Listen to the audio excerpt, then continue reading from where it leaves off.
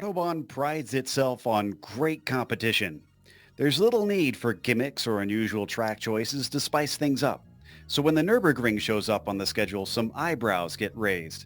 Will this become a make-or-break race for our mini championship hopefuls? We'll find out in about 60 minutes time as we get ready to watch round 7 of the Autobahn Sportscar Challenge, and you'll see it all live here on the Global SimRacing Channel. Hi, I'm Joe Peak, and with me in the booth covering the prototype and GTLM classes is Bill Soup Zahn. Keeping us up on the GTD class is Samuel Ryman. Behind the scenes is our director, Amjad Yaman, and he's using cameras provided by Dougie Beard. Sam, the ring is often said to be the ultimate test for road racers, so explain to our audience why this circuit is so highly regarded. Well, it's treacherous, dangerous, I guess you could say. I mean, Formula One stopped racing here back in 1970s due to safety concerns. It's very high speed, but not the widest of courses, so those runoff areas are never far away. The slightest mistake could get you into a wall. But let's talk about one of its biggest selling points is it is very, very, very big.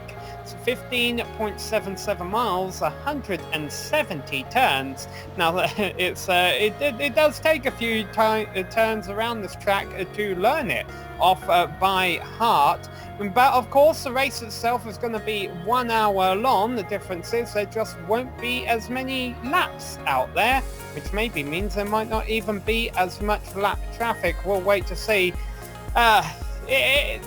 To answer your question though, Joe, it's just incredible. It's something else. Think about what Formula One drivers nowadays say the modern Spa reminds them of the old-timey tracks. Well, this is that times 100, and maybe the best way to give you an idea of exactly what it's like is to show you our GSRC lap time.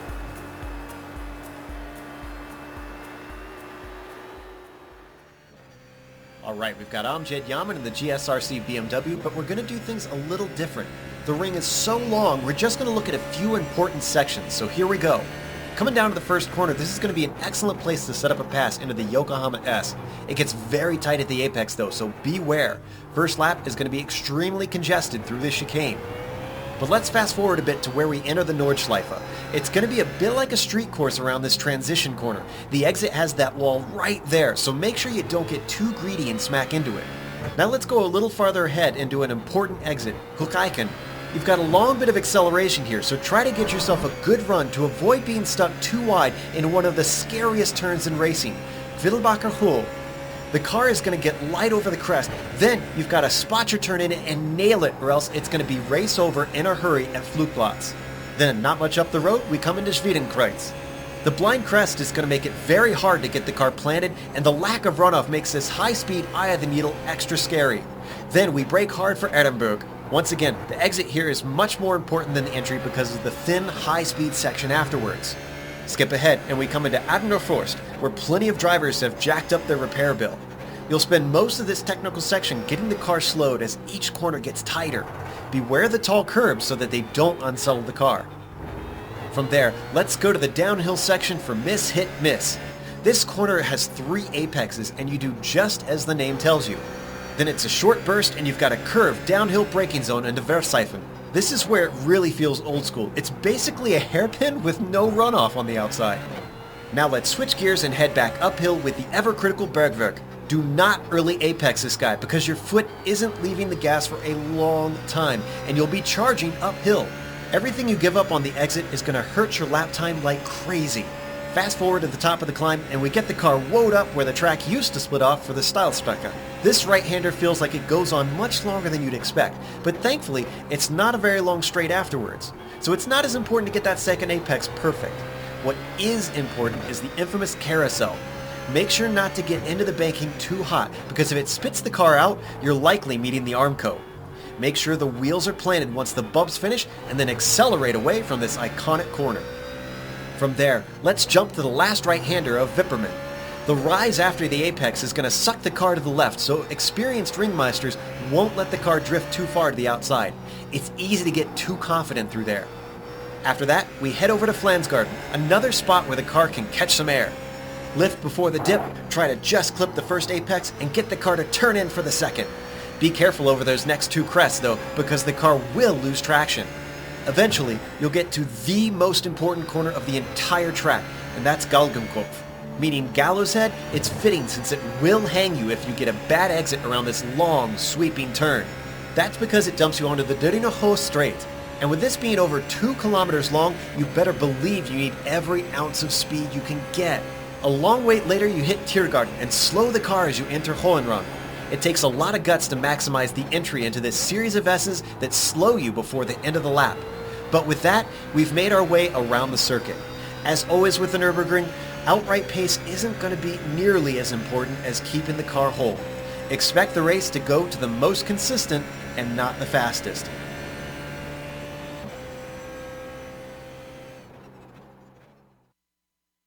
As you can see, even a highlighted lap takes a long time to wait for it to go through.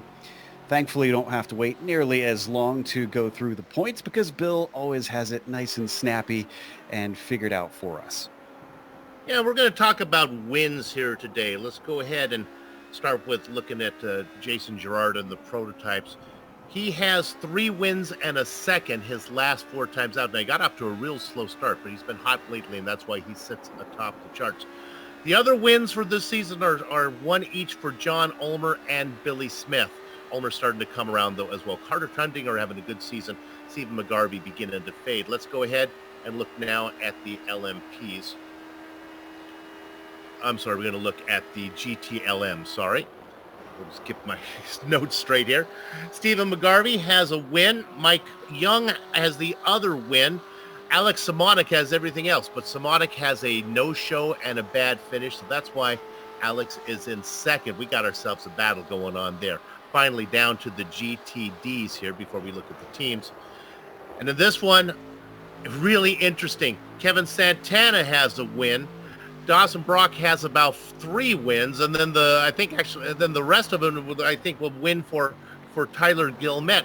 Mike Major sits in the lead without winning a race so far. It's all about being consistent. Let's go down to the team championships now.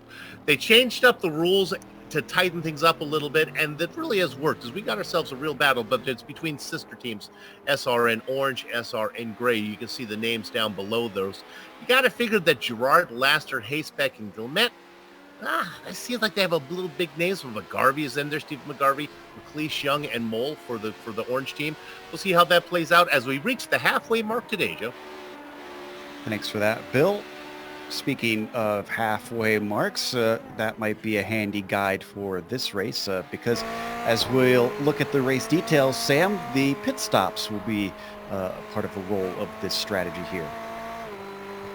Yeah, this isn't exactly the kind of racetrack where you want to say, oh, I think I can stretch my fuel tank 1 more lap. So it might not see a whole lot of strategy if fuel windows split right down the middle.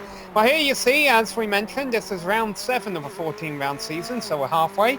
We got 3 classes, the prototypes, the GTLMs and the GTDs. Setups are open, so the drivers can configure their cars to their likings, and as we mentioned, a restricted fuel tank, a limited amount of fuel you can have in the car forces a pit stop during the middle of a race. The race will be 60 minutes long. Now, here's a biggie that was highlighted red in my copy of the script, so I have a feeling that means it's important. The incident cap is 24. What does that mean? Well, if you put your wheels in the grass, that's 1 incident point. If you spin around, that's 2 incident points. If you crash, that's 4 incident points. If you accumulate 24 incident points during the race, you will see that car disappear, and it will no longer be competing. It will be disqualified from the race. There you go. That's 1 incident point, what we just saw the Mercedes do there, pull off into the grass. So, another thing about incident points, Joe, is you can't pick them up during your qualifying lap. And because of how long it takes to do a lap around here, that's causing some headaches for some of these drivers today. Yeah, there's still a number of them that have not got a single lap in, including a few big names, at least for the prototypes, that will be starting from the tail of the field. Smith and Ulmer, 2 of those. And you're right, as we watch qualifying currently, those incident points could very much play a factor in how everything unfolds today. Less than 5 minutes left in the qualifying, although they will be able to complete their flying lap at the end once the clock ticks down. So we might have to wait a little bit for qualifying to be finished here today. But Bill, I'm kind of on the fence about whether or not starting at the back is a problem. Obviously, it's really hard to pass here, but of all the tracks where, you wouldn't want to start at the back, I feel like this one might not hamper as much. It all depends, I guess, on how you deal with those ahead of you. Boy, I'm not sure what the rules are for Ulmer, if he gets to start at the back of his class or if he has to go through the entire field. They switch that over. No, they keep them in the class. So. In the class, okay. So I guess that's not so bad. You talked about incident points. John Ulmer has his signature on the bottom of all of his form posts. He only gets 17 incidents. Use them all up. That's considered, with the official iRacing rules. So John's a believer in burning those incident points like they're push to pass. I think this long enough here that it shouldn't be a problem starting from the back. Although, whenever you start behind Jason Girard, you already have a hard enough job in front of you without having to put guys between you and him. So watch Jason DeVries, who found himself a bit of a bad finish at Road America thanks to a spinning HPD in the kink, unfortunately. He's currently sitting third in his class there in the GTLMs. But down in the GTDs, Sam, one driver that's still looking for his first win this season is Paul Slovanik. He came so close last time at Road America, and he seemed kind of upset. The other thing about this place is that it tends to kind of throw up some first-time winners just because it can cause such unpredictability. I guess this might be a good chance for him to try and finally break that duck. Yeah, right now we're watching the only GTD left out there trying to set a time at Sean Rees. But so Paul Slavonik, as you mentioned, he's been out there, he's qualified fourth.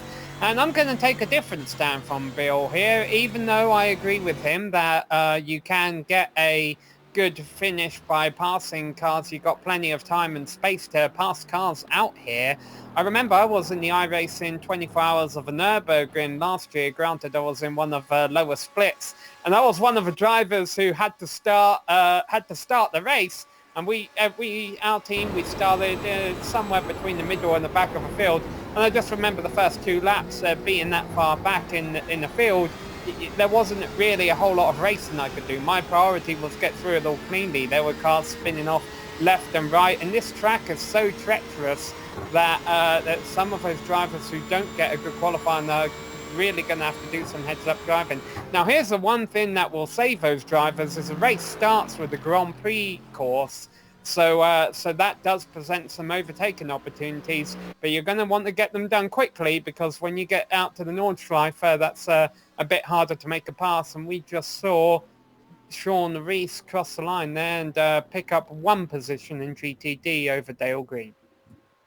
Yeah, a lot of the drivers are coming across the line and then calling it a day, not wanting to try and circle around, even though they've got time left on the board and they can't technically finish the lap that they're on. This is Jason DeVries coming down the Doddinger Hoa. And as I mentioned before, he is in third. So he could maybe get himself on the front row, potentially the pole in the GTMs. His time is less than a second off of Servretic, which in a normal circuit would seem like a lot, but around here, you can make that up. Let's see what he's got underneath him. The 750.3 is his current fastest, and the 749.8 is fast enough for second place for Deep Freeze. You guys were doing the math earlier. My head started to spin when you were throwing out the numbers. It's about a minute difference between the fastest prototypes and the mid packs and the GTDs. Are we going to see lap traffic? Is that what you guys decided? Yeah, I think so. Yeah, but because you're looking at probably about a 9 lap race, I would say here for the prototype cars, and so at that time they're going to pull out a 9-minute lead over the slowest GTD cars, and it only takes them about 7 minutes to get around here. So I don't think they'll encounter a lot of lap traffic, and the lap traffic they do will likely have probably some of them been involved in incidents or dropped off of the main pack. And you can see there, iRacing has added 10 minutes because of the format of this qualifying session to the end of qualifying. So all the drivers out there completing a lap time right now. We'll have time to finish theirs. Now we'll wait and see. I wouldn't be surprised if the league admins, once they see the last car across the line, if they'll go ahead and advance to the race session so we're not sitting here for 10 minutes twiddling our thumbs. We hope so, at least. We're watching Stephen McGarvey, who is 4th in the GTLM class, as he comes onto the Dottie Hole off of Gallows Hill. He's got a time on the board, thankfully, at a 7:51.8, but his second two laps, or second and third lap, rather, did not count for him. This will only be his second timed lap in this qualifying session. They had 45 minutes to try to get a good one in, and that is an open qualifying. That's highly unusual for this series. They tend to split the classes, each give them their own time, but it's such a big track, and it's so difficult to get laps in. They decided that might as well just toss everybody out there and they can deal with traffic as need be. Hasn't really seemed to cause too much of a headache for most drivers from what we've seen. McGarvey comes up to the line. Is this going to be any better for him? It is. It's a 7:51.1. That's nearly a second better for him, but it does not improve his position. He stays in 4th. The next car across the line will be Joey Trungell. He's a little off pace compared to his GTLM competitors, currently running an 8:24, whereas most of the GTLMs are within the 8-minute bracket. So Joey trying to find something here. The fact that he's still out there on track indicates to us that he hasn't had an incident so far this lap, and hopefully this lap time should count. Working his way through the last couple of turns now, out onto the Grand Prix front straight, and he'll cross the line. Let's see what he does. He is going to get a lap in at an 8:18. And so that will, unfortunately, actually not put him faster than many of the GT3s. So even though he is running in that GTLM class, he could cause a bit of a headache for those behind. We'll see how that plays out. Watching David Sockrider, who has got laps in, but is going to try and continue to get one more because he's currently the last of the HPDs who has managed to put a lap time down. About, looks like 3/4 of the way through the lap as it comes down towards Bruchen, sometimes referred to as YouTube corner, just because of so many. I'm serious, our director giggles, but that's actually what they call it sometimes because they take so many videos of drivers having problems in that part of the circuit. So up through ice curve he goes, the number 44. He's going to see if he can maybe get past maybe Wilson, Mole, maybe even Peterson in terms of lap time. He's got about 5.5 seconds to the pole sitter. I'm looking at that field that we've got there for the prototype class, Joe, and I've got to confess, obviously, it's not the... and that's not going to help you get a time lap. As a matter of fact, that's going to stop you from getting a time lap. So let's see if Jason Gerard can improve. He doesn't really have a lot to fight for out there right now. He's got pole by about 4 seconds. Yeah, it'd be a bit pointless for him to continue on other than just some practice, I would assume. Sockrider's the only driver left who could take that pole away, and with no offense to Sockrider, I think it's unlikely that David's going to snatch that pole away from Gerard. Also, he went in the grass, so it won't count anyway. I think Dave will be able to swallow that comment easily. He's had a few podiums here and there over the years. The fact that we have a 9 prototype car field, Joe, at such a long track, that almost sounds like it's going to be the ingredients for not the most exciting class to watch today. However, the counterpoint to that is this racetrack is so tricky that if they do get spread out, fatigue and making unforced errors could very easily be a thing. Even though it's only an hour-long race, there are so many decisions you have to make during a lap here, and it only takes one bad one to really shake things up a bit. So now at this point, it is only Jason Gerard out there because Sockrider's taking it into the pits. as you said, since he had an off, he just elected to not complete that lap. Not much point for him there. Jason Girard now coming up towards Flansgarden, one of the spots you can get airborne. I wonder if these HPDs actually are able to get four wheels off the ground. They have so much downforce. Something we'll have to ask some of the drivers as the race goes on.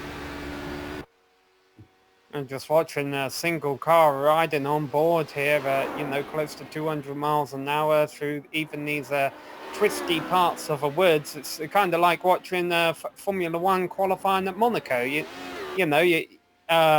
It's just fun to watch the masters at work. Well, and it struck me, one of the new features that iRacing has put out is that motion blur. And whew, when you have items closer to the track, it's definitely a lot noticeable. So the onboard from Girard was really showing it off as everything was whizzing by. He's now on the Dottinger Hoa. See if he actually stays with it and completes the lap. Again, he does not have to. He has the pole. There's nobody else out but him. This is all just, I guess, for his own personal pride. Now, I've got to ask, Joe, having not competed in the race since this update, is this something the drivers are seeing as well, this motion blur, or it's something we're just getting from the spectator view? It's optional. They can turn it on or off. So I think I have it turned off on my onboard because I think it is relatively processor heavy. So Girard crosses the line. He does improve. And it is a 7:15.3. That's good enough for 4.7 seconds ahead of the next car to put a time in. Just incredible. That allows us to go through the starting grid because everybody is done for round 7. So let's read you the results of qualifying. Jason Girard up on the top with Scott McGarvey starting P2. Carter Kundinger will be in 3rd position, and the outside of row 2 has Leif Peterson there. Dean Mole will be 5th with Mark Wilson starting P6. And then David Sockrider, again, I mentioned the last driver in the HPDs, the prototype class, to get the time in, will start 7th.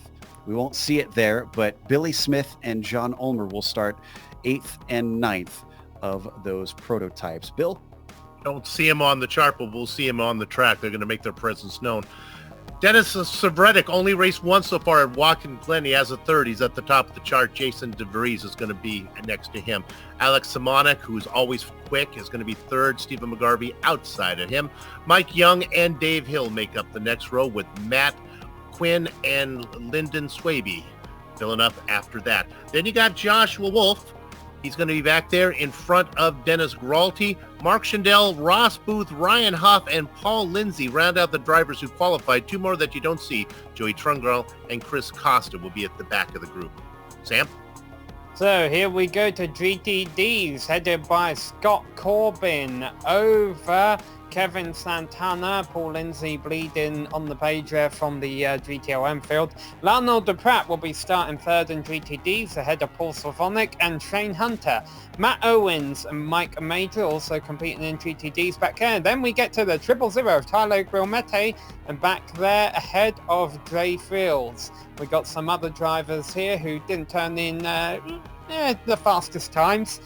That we're going to jump over, get to the other GTDs here. We got Sean Reese, Dale Green, and then the drivers that didn't turn the time for GTDs are Mark Kodrowski, Alan Hessebeck, Tim McLeish, and Art Peck. You see a lot of drivers there not turning times.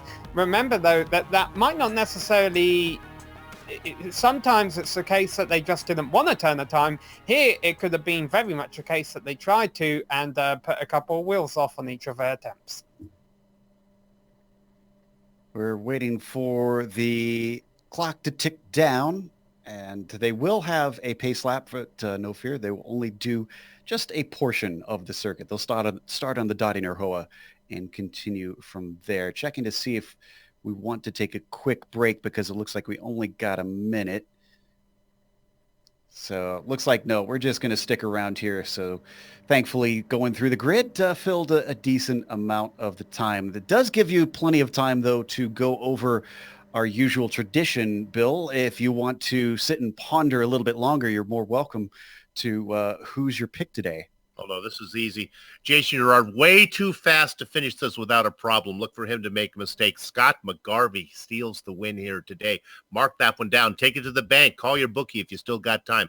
On the in the next class, Dennis Cervetic. He hasn't been here much. He's quick. He's hungry. He's going to go wire to wire. DeVries would like to get the win. Not going to happen. Cervetic not in the championship points race, so it's still a good, interesting battle between DeVries and Simonic. See what happens down there. Sam? Santa Nana, hey, hey, hey, Lionel Duprat.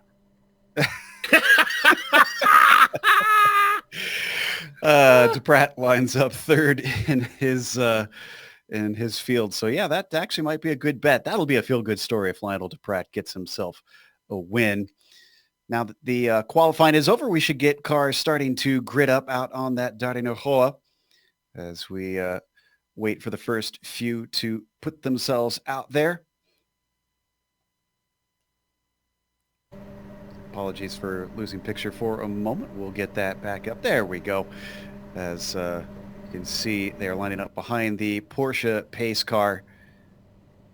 We keep talking about the traffic too. And Bill, I feel like if they do run into some traffic, that also could play a significant role in who takes a victory or who finishes where, because getting by traffic, I can't imagine is going to be easy. The good news is that we've seen enough of these to know that the cars teams are really spread out. I'll be surprised if we see many 2 or 3 car battles when we get down to the end when traffic is involved. So at least the guys coming through can pick them off one at a time rather than have to deal with a herd of them. Hopefully, at least. Boy, that camera angle gives you a good sense of just how long the Dardanelles Hoa straight is, Sam. They are going to be getting a tremendous amount of speed along this way. And I would think, at least in your class, in the GTDs, that draft could potentially offer opportunities to maybe sneak a pass in. Yeah, I mean, that straight's long enough where you could pass someone and they could pass you back. Maybe, if we see any last lap battles, some drivers might hand back until they get to the very end of a straight. I've been watching a lot of Air Disasters TV series recently. These woods around here just seem like the kind of place a plane would go down. But hey, if you're... No, here's the part I'm getting to with this, Bill. If you are ever an airline pilot in disaster around here, just aim for this back straight. Okay, thanks, Sam. I'm glad you had a way out of that one. Otherwise, between one of my commentators wishing death on the drivers and then my other commentator wishing for plane crashes here, I'm getting a little worried in this booth. I'm not sure I feel comfortable working here anymore. I didn't wish for death. He just mentioned that he had to take a nitroglycerin pill in the middle of the race, and I mentioned that if he did meet his maker, it would probably go viral. That's all I was just saying. And you don't have to fly a plane to get to this circuit. Someone drove a scooter all the way from China, I think, once to get to the Nordschleife. Wow. Fun fact, actually, they do not let you bring motorized vehicles on the trails around if you come to watch races here on the Nordschleife. Because obviously you'd want to be able to get around quicker because it takes so long to walk, but that is a danger, so they say no can do. So as they work their way through Tiergarten and Hohenrad, the twisty bits that take you off of the Dardanelles Hoa slow the car down before you re-enter the GP course. They're going to give control to Jason Gerard. Let's see if he streaks away as quickly as his pace implies. Nearly a 5-second gap on single lap pace. There goes the pace car, waiting for it patiently. Coming up to the line where they are allowed to accelerate, and now Gerard goes. Green flag is out here at the Nurburgring for round 7 of the Autobahn Sportscar Challenge. Pretty much immediately, most of them go single file. A little bit of a challenge back there between Dean Moll and Mark Wilson into the first Yokohama S. And they're going to get through clean. Let's go back to the GTLMs. So Reddick goes right away, but Simonic makes a move on the outside and gets second, just ahead of DeVries, who falls back to third. Sam? Scott Corbin hasn't gone yet. Now he goes, and he is already pulling away from Kevin Santana, who tries to fill in single file ahead of Lionel Duprat, but Duprat still sticking the front end of his Mercedes there on the outside, and they're going to go side by side into turn one for second place, maybe even for the lead. No, he backs out of that, and Scott Corbin leads him away. Yeah, but Duprat looks like he might be able to get second place away. That was a lot less organized than what we saw from the prototypes. Duprat just loses out on the exit of that first chicane. Santana stays P2. Yeah, I wondered if we'd see some aggressive driving here through the GP course, just because it's a lot easier to make passes here than the Nordschleife, but no, it looks like everyone behaving for now. I did see a little bit of aggressiveness in the GTLM's, Bill. I don't know if you spotted it, but Quinn was bumping side to side into a couple cars coming through that first chicane and managed to get out the other side, but even still. Yeah, indeed. And Simonic has really been putting the pressure on Cervetic right now as they race very, very close. Bad news for fans of Dean Moll. He's blinking badly. He's dropped to the back of the train in the prototypes just because he is a bit of a danger for those around him, especially at a track this narrow. As we watch the GTLM cars come down into the Nordschleife for the first time. Cervetic leading Simonic. De Vries giving chase. Stephen McGarvey. In fact, we got a train of 5 for the lead before you get to a break. You can see them all on screen. Yeah, Simonic really on the tail of Cervetic. It continues as those two start to pull away a little bit from De Vries, who just might be giving him room just because he's worried about what may happen in front of him. I mentioned in my intro, this could be a make or break race for drivers competing for the championship. And Bill, for those that didn't get what I mean, I feel like I look at people such as Simonic, who bailed out last race and lost on significant points. He's under the gun. If he has a bad race here, which can be extremely likely, that's why I'm just kind of worried about some drivers could find themselves using this as a drop week or worse. He already has a no-show. He's going to run out of that drop insurance pretty soon, and I guess that was supreme confidence from his part. You know, just to touch on the prototypes real quick, Ulmer has made his way up to 5th, Smith right behind him in 6th. They're coming. The quick work of the first few cars. And up next for them is Leif Peterson. They start to head back downhill out of Metzgefeld. Oh, we got to go up. You got to go to the lead in the GTLMs. This is just craziness. Well, they've started to pull a slight gap back on second place. There you can see they've broken the train of 5 down to 2 and 3. That's De Vries in 3rd. He's being trailed by McGarvey and Young. But up front, Simonic certainly seems to have something underneath him, and he wants to use it. Yeah, actually, the excitement was really, Stephen McGarvey was all over the back of De Vries as well. Really, really competitive in this class. Certainly has been, especially after the first couple rounds, once Simonic got it out of his system when he was dominating at first. We'll switch back to Stephen McGarvey. Both McGarveys have championships under their belt after last season. Stephen is in the hunt for this season. He's got to do a little bit better. Certainly has to start challenging for slightly better finishes. Slightly off the apex, coming through Bergwerks, and that's going to hurt his exit up the steep climb through Kesselchen. They both get to sit at the adult table at Thanksgiving. Here's a pass for the lead now. Here we go. Simonic making a move side by side. Ooh. Even on what is sort of a straightaway, this just makes me nervous.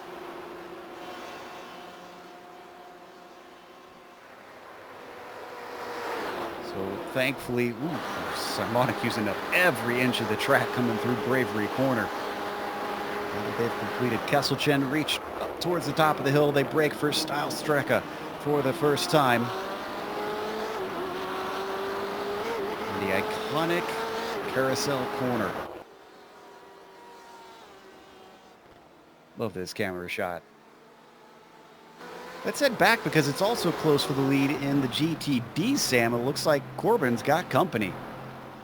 Yeah, Corbin was starting to break away a little bit from Santana and Duprat earlier on in the lap, but I think he's missed a couple of apexes. Of course, one thing that's advantageous about having a car in front of you around here at the Nürburgring is there's so many turns, and you know, I think as Santana's rear end stepped out a little bit there, that if you're the car behind, especially early on, you kind of gain a bit by watching the guy in front of you make mistakes and, you know, tackle the turn a different way, and you're able to maintain the gap with them ahead. So I think that's why we still see the top three in GTD relatively nose to tail: Scott Corbin, Kevin Santana and Lionel Duprat. However, we have already lost to Mark Kudrowski. Thankfully, the conditions are fairly good out here. It is pretty cool on the track. It's 68 degrees on the surface. Now, I'm not sure where they're taking that temperature, because around a place this big, that could fluctuate around the entirety of the course. So you can see a little bit of wind, but most of it is blocked by trees. This is our leader, Gerard, coming down the Dottinger Hoa for the first time in race conditions. Scott McGarvey giving chase behind. That one lap pace seems to be bearing out, because already as they come to finish the first lap, he's stretched it out to about 3.5 seconds over McGarvey. And to clarify on the graphics there, that doesn't mean Alex Simonik has 13 seconds over Daniel Grolty. Grolty is 13 seconds back of our overall leader. Oh. Sorry, that is within... Okay, now it's within class that we've caught up with him. You can see he's just 8/10 of a second back of Simonik. Just want to report Ulmer and Smith got around Leif Peterson. Ulmer now 4th, Smith in 5th. So we switch back to the GTLMs. Coming up the Dottinger Hoa themselves. These cars not as known for having much slipstream, but Savretic is using it to the best he can, staying right on top of Simonik.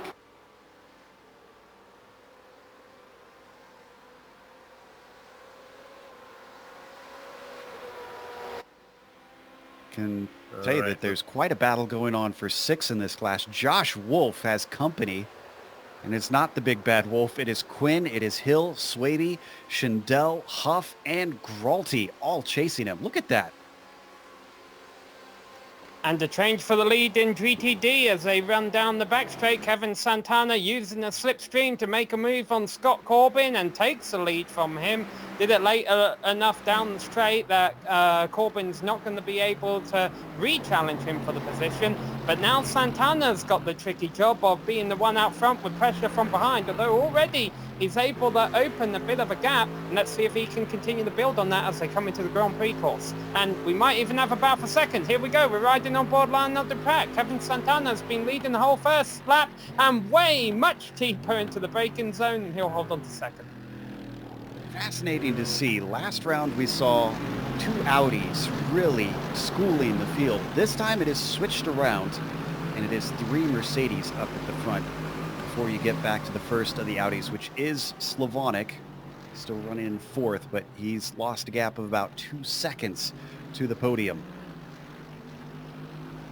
Oh, did something happen to Lyndon Swaby? He's falling down the order.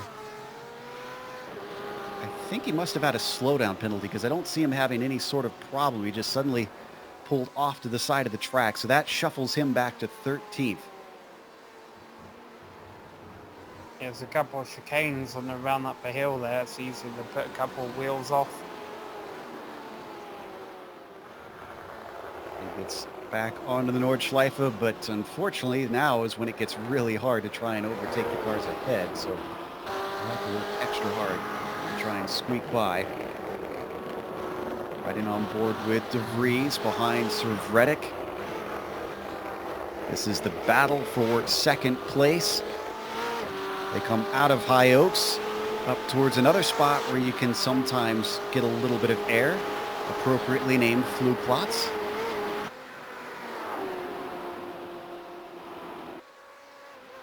And then all along Cottonbourne, They gain speed until they get to the Swedish cross, and it looks like De Vries is gaining.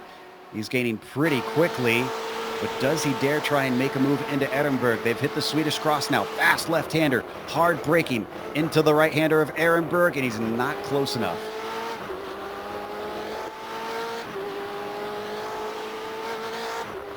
It's battling back and forth, is losing them a little bit of touch to Simonic. Oh, and we've had a problem in our prototypes. It is Carter Kundinger, the first victim of the Nordschleife. And this is right in front of Ulmer. Ulmer does a good job of getting around him. Well, no, Ulmer actually hits the wall. Does he? Yeah.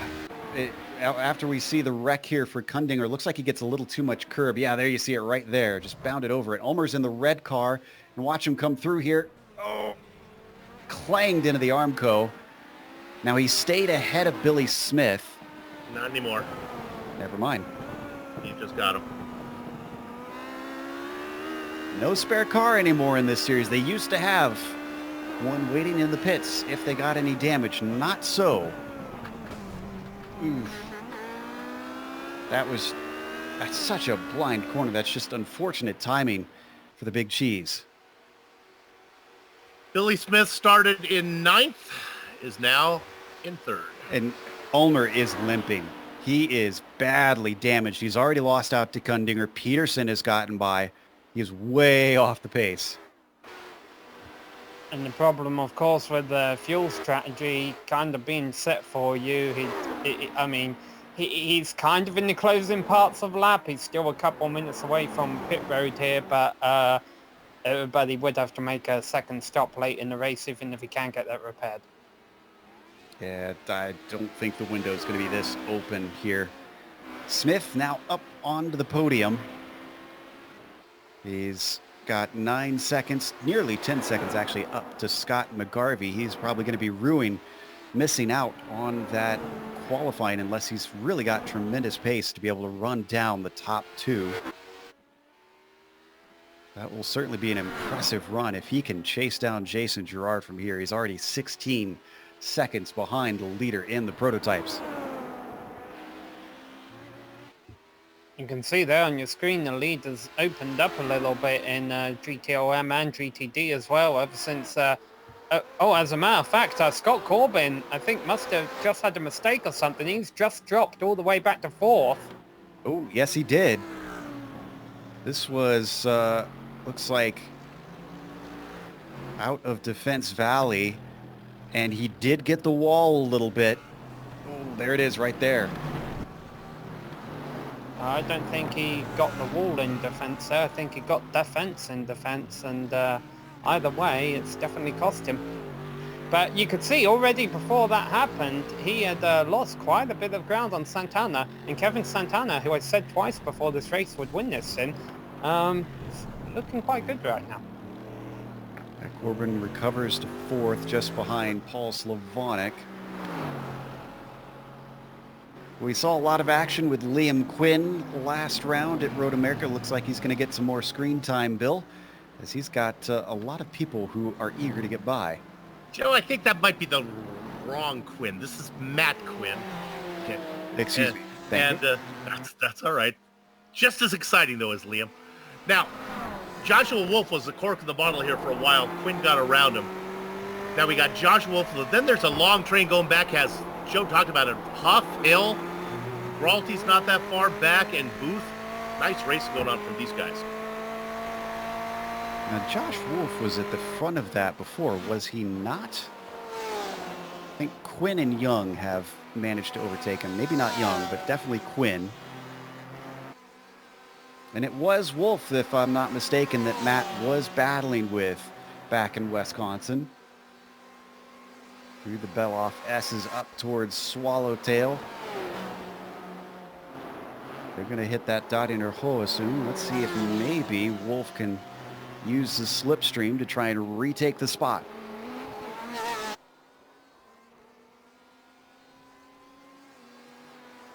Oh, and just behind them, Ryan Huff, unfortunately, in one of the few Ford GTs, spins it out of the mini carousel. Looks like thankfully everybody managed to avoid him. He was nearly hit by Dave Hill. But he was stuck in an awkward spot trying to get the car going once again. So we come back live now. Nice job from Hill and Gralty and Booth all got around. There's Ulmer in his pits, but Matt Wolf just got by Matt Quinn. Josh Wolf, I think I just said Matt Wolf. Boy, you're rubbing off on me, Bill. It is up to P6 for Josh Wolf now.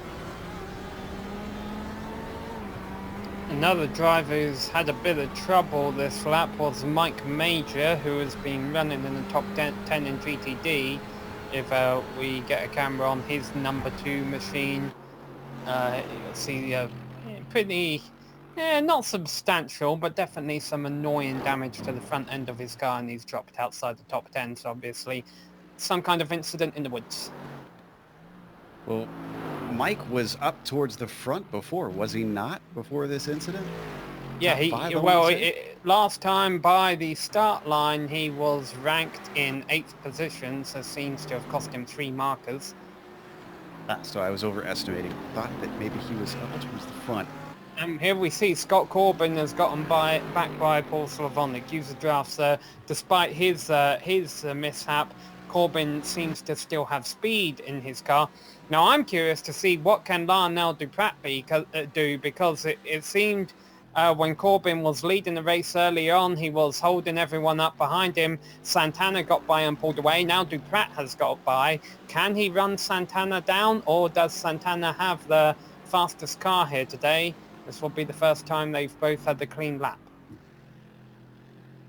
There'll be one to watch out for, certainly. We're already a quarter of the way through the race. If you're just joining us, this is round 7 of the Autobahn Sportscar Challenge. We watch the battle for the podium in the GTD class. Corbin leading Paul Slavonic. Oh, you got the battle, action. Bill. Yeah. Well, we got Savretic is really under attack from McGarvey. And he's not that far back of the car in front of DeVries as these guys continue to race close. Now, it cooled off a little bit. McGarvey was right on his tail. But this is a battle for what would be a second in class here. I believe that's for third in class, because DeVries up there is now in second. Yeah, it is. DeVries, but he's within shouting distance. Savretic could maybe get up there. They get the speed up through Cottonbourne. And none of them really close enough to use the slipstream, as now they slow up through the Swedish cross and then brake hard for Uttenberg. They aren't exactly threatening Alex Simonik, our leader, but they are certainly not falling off either, about a second and a half up to the front car.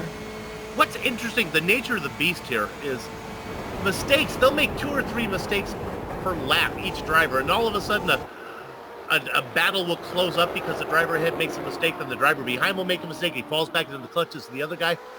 It's not so much pace, it's just who can keep it steady. I think that's the name of the game around here.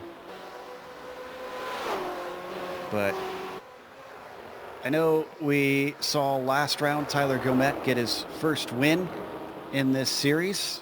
It was good to see from him as he hovered around the front, but certainly was never as strong as we had seen last week, Sam. But I mentioned already that Slavonic was one of the drivers that was upset that he got robbed of that, and he's ahead of Tyler this week at least. Yeah, no, it's definitely not the follow-up race I would imagine Tyler would want after his victory last time out at Road America. He's just running around in 7th right now. He's picked up a couple of positions, mainly due to attrition. This race has also lost Dale Green, another GTD driver who has retired from the event. So, but Tyler Gilmette, I mean, maybe this is the kind of race he wants, just a race where he quietly comes out of here with perhaps even a top 5 finish. We know this is definitely one of those horses for courses race circuits. Some drivers perform a lot better at the Nürburgring than they do at other courses. It really depends on how well you know it. And some drivers might not necessarily come to grips with it, but sometimes half a job around here at the Nürburgring is just surviving, and you'll come out with a decent top 5, top 10, maybe even a podium. Well, I'm glad you brought that up too, because I was thinking that this might not be representative for Tyler, as this is definitely a specialist track. So we switch back over to the GTLMs, because look at how close McGarvey is to the back of Savretic. They're at Stylstrecke up towards the top of the mountain, and he gets right underneath that rear wing, but with nowhere to go.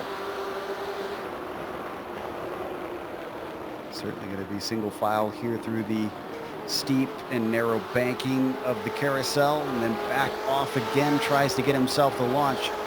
He is still underneath the number 9 car. This really does not, this is not a portion of the track that offers many places to try and get by. He might just be stuck here. Yeah, I think he would like to get by this, so you only get so many trips down. I'm going to take a shot at it, Joe. The Donninger Hoa, did I do okay on that one? Yes. And he would like to, if he could get around Savretic before then he would have a chance to get to DeVries there. You just don't want to blow too many opportunities at that passing zone. This is definitely not the part of a track where you want to try and land an airplane. And already McGarvey's starting to drop off the back of him. I think trying to follow that closely in the wake was proving too difficult. And indeed, it looks like McGarvey's a little all over the place. He's driving much sloppier now. Now that he's backed off, let's give a little bit of a glance up to our prototypes. And Gerard, yet again, just schooling everybody. 12.3 seconds back to Scott McGarvey. There's no one really up here within 7 seconds of each other. That's why we haven't spent a lot of time talking about it. Even Billy Smith has had a hard time closing. We got a battle for 6 in the prototype. Sorry to interrupt. Mark Wilson might be taken by Dean Mole here in a second. There you see him down the front stretch. Got him. Dean's got the inside down into the Yokohama S. He doesn't have the pass done yet. He gets the apex way wide for Mark Wilson, so he settles for P7. I still don't think the prototype drivers have hit the hard part of this race yet. I mean, we've still got some battles on track. They're still spacing themselves out from each other. I just have a feeling that last half hour, when you have several seconds in front of and behind you, it's easy to lose focus. Joe, last round it all came down to fuel. If you remember, we were talking about when will the prototypes get to the finish line, or see the white flag? Will they have to go one more lap or 2 more laps? Boy, at this place, you got to have it figured out, huh? Yeah, absolutely. And we did point out last round, too, that they extended the fuel window slightly. So it isn't nearly as tight on the prototypes as it used to be. But you're right. It's you really need to get your math correct at this place, because if you get it wrong, there's no stretching a full lap. Yeah, there's no making a limping a car around. Josh Wolf on screen. Sorry, side by side down into Tiergarten. This is with Matt Quinn to his right, but now behind him as the Ferrari backs out and lets the Porsche have it. Stays with him. He wants to get that one back. They've got a gap behind them. Dave Hill in his Ford. Not really in it currently. Tiny look to the inside down to the Yokohama S. Wide at the first apex for Josh Wolf.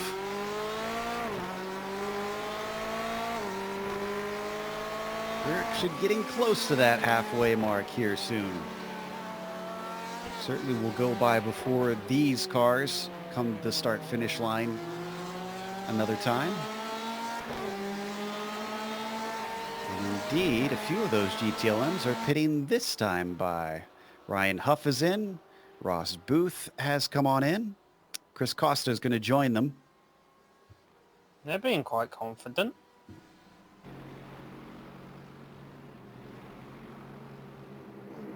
And Corsa must have damage, because that car does not look like it's tracking right. Checking to see if he maybe hit anything. I think it might have been Yes, he did. It was coming out of Swallowtail. I'm not sure that we'd be able to get this one because it might be more than a minute back. Meanwhile, the lead is getting closer between Simonic and De Vries. It is down to 0.6 of a second. This is the closest it has been in a while. And I think this is some De Vries just lighten up the wick a bit here as he's been able to pull away from Cervetic. Remember, those guys were close together. Cervetic and McGarvey were kind of in a three-car battle. Here he comes. Here he comes. Got a very good run, but he's coming up to fluke lots. You really don't want to go too wide here. And this double apex right-hander, he thinks better of it. This might be a better opportunity. Another long stretch. That's underneath the BMW's rear wing. Does he duck out? Which side is he going to pick? No, he's just going to sit behind.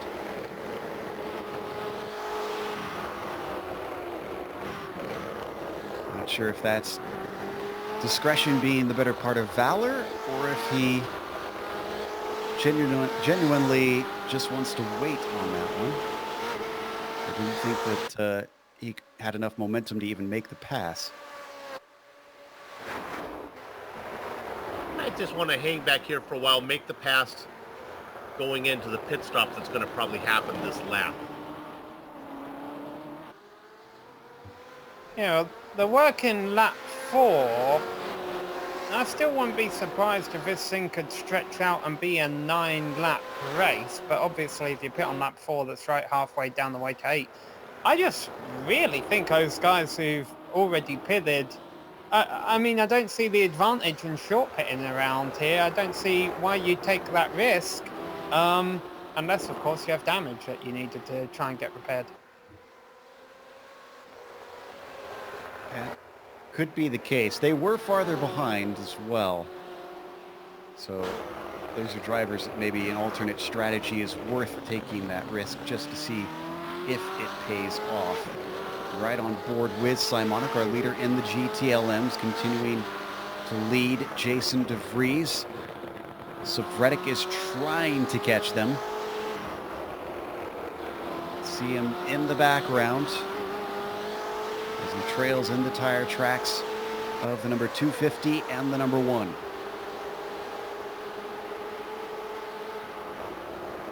Not missing anything in the GTDs. That is separated between Santana and Duprat by about 3 seconds, so that one's cooled down significantly. This is really where the action has been.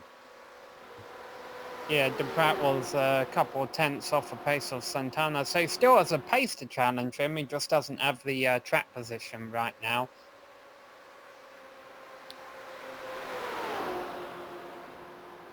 Checking to see if we've had a problem. I think Mark Schindel had an off. This was around X-Mula. We don't have a replay, but he did clobber the wall on the outside of X-Mula, unfortunately. So that lost him a position. And actually, he just wrecked again just now in Bergwerks. As we on screen, we see the battle heating up once more between De Vries and Simonic. Action everywhere. I think it's quite simple. Oh no, sorry, I thought they were at a different portion of the track. And Carter Kundinger also had a wreck. Trying to figure out where exactly this one was. This was a big smash. Boy, he almost catches it, then it bites the other way. We're going to take another look at this one. Right on board. Oh, so Watch him overcorrect. This was off of Gallows Hill, it looks like.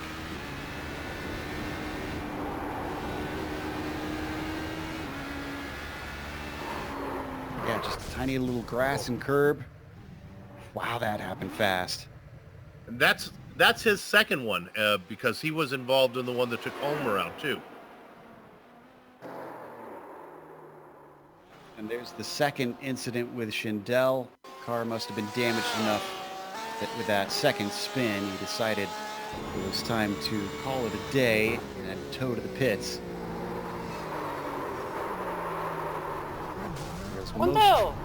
Go ahead. As we watch this replay, Joe, on the onboards, you can tell the track's getting darker. Wonder how much that'll pose an issue for these drivers. See, all the headlights shining.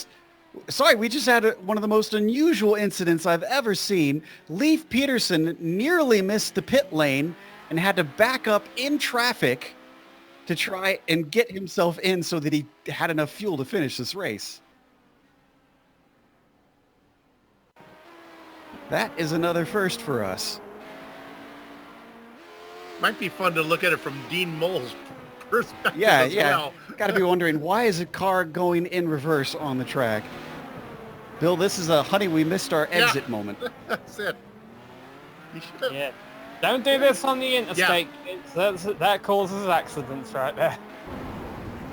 Moll's got to be striding along.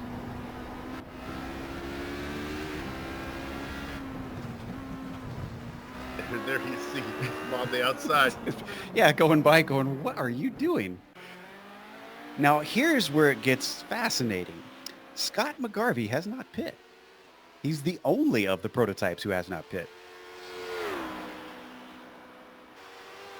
Is the window going to be that wide? I'm curious to see if this works.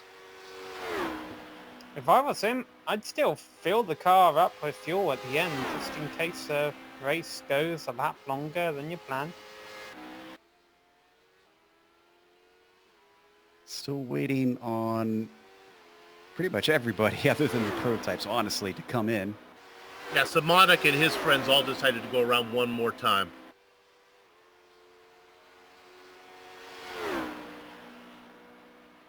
Past that halfway mark, like we mentioned. Top 5 in GTD has remained relatively unchanged throughout the whole first half of this race. Kevin Santana, Lionel Duprat, Scott Corbin, Paul Slavonic and Shane Hunter kind of just been keeping his name up there in 5th place.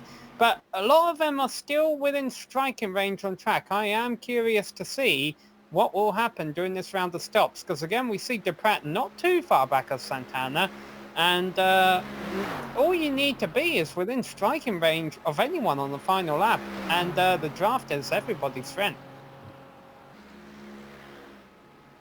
As we watch them come through Antonius Beach, then into Tiergarten. Yeah, I'm curious to see if they pit this time as well. Santana does not look like he's headed in, so he's going to stay out. GTDs tend to have the biggest fuel window of all the classes. Slavonic learned his lesson last time. He's not going to come in for an early stop. No reason to, no traffic. You never really know where a pit stop will drop you out. At least unless you got someone on the box that's watching those things. I don't know that many of the drivers out here actually do have a crew chief. You talked about things staying the same. I wonder if we could pull up the winners and losers in terms of positions to see how everybody is doing on that sense. And looks like here in the GTDs at least, the not too many big gainers, only a few drivers who've gotten 3. Other than that, it is, like you said, it has stayed very, very consistent from the qualifying. Here we look at the GTLMs, and you get someone in the form of Paul Lindsay who gets 5 gained, but then poor Mike Young, unfortunately, 6 positions down. Battle for the lead, though. This is a position looking to be gained by Jason DeVries on Alex Simonic. This time he does threaten through the Swedish cross down into Ehrenberg, but he has to slot back in behind his rival. A little bit of a wobble off the corner, and it's going to start all over again, Bill. Man, DeVries is working on it. You talk about drivers who've up positions. He's up a few. I think this is be 3 for DeVries right now. We'll make 4, actually, if we can get this one done. Right on the back of Simonic. And I really think this is heating up as his pit stop time is coming. So Reddick's brought in by that battling. Even Stephen McGarvey is starting to catch them. We could see a 4-car train here before all is said and done. These 3 on the podium that you see. Simonic, your leader. DeVries, 2nd place. Savretic in 3rd. And as this was happening, I understand that we missed something that happened with Josh Wolf. Let's see what the replay shows.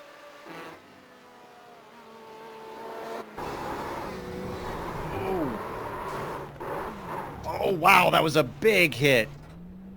Who was that ran into him? Daniel Gralty tried to go by, tried to sneak by on the driver right and just couldn't get enough room between him and the gate. And you know, if he hadn't have gone through there, I think it would have been only a minor incident for Wolf. I'm not even sure he would have hit the wall.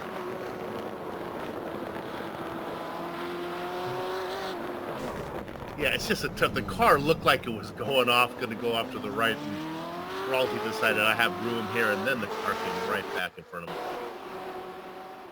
So as we come back live, back to our leaders in the GTLMs, one of our drivers who's won this season is waiting to talk to us.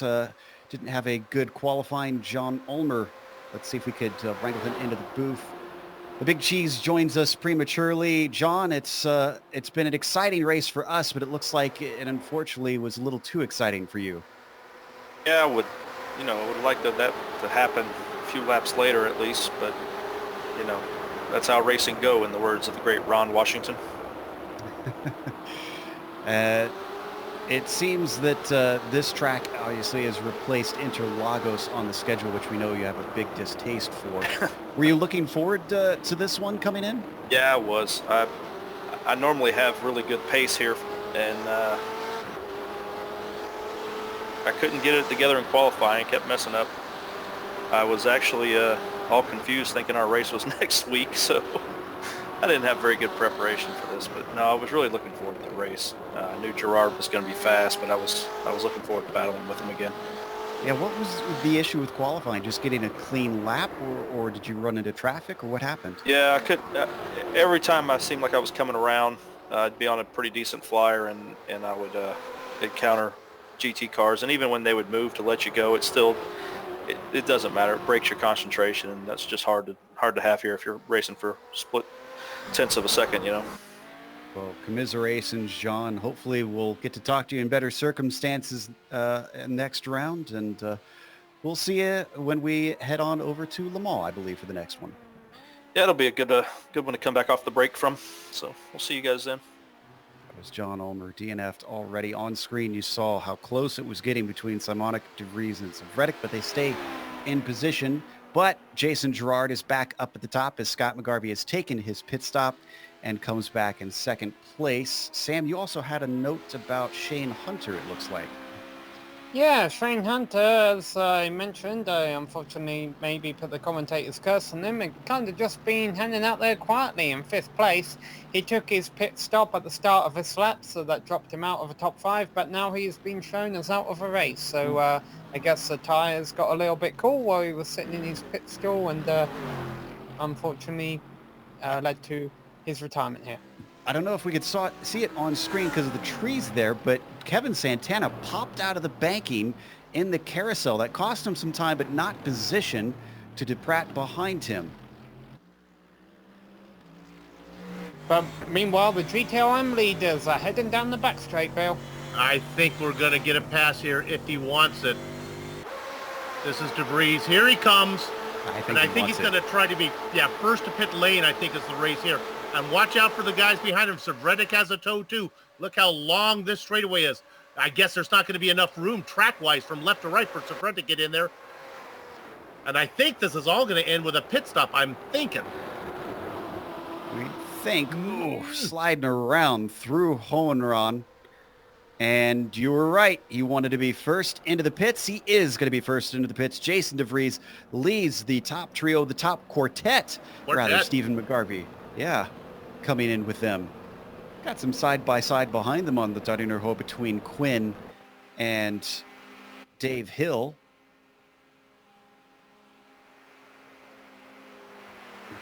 And the barber shop will be fun to watch coming out of pit road. These two.